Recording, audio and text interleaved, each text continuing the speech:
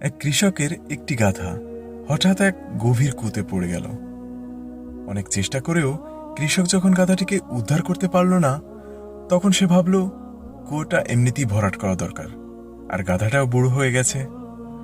তাই কৃষক গ্রামবাসী সহ কুয়োতে মাটি ফেলতে শুরু করল। গাধাটি প্রথমে খুব কান্নাকাটি করছিল, কিন্তু কিছুক্ষণ পর সে চুপ হয়ে গেল। কৃষক অবাক হয়ে যখন কুয়োর নিচে উঁকি মারল, দেখল এক অদ্ভুত দৃশ্য। প্রতিবার যখন এক ঝুড়ি মাটি তার পিঠে পড়ছে, গাধাটি গা ঝাড়া দিয়ে মাটি নিচে ফেলে দিচ্ছে, আর সেই মাটির উপরে এক ধাপ করে উপরে উঠে আসছে।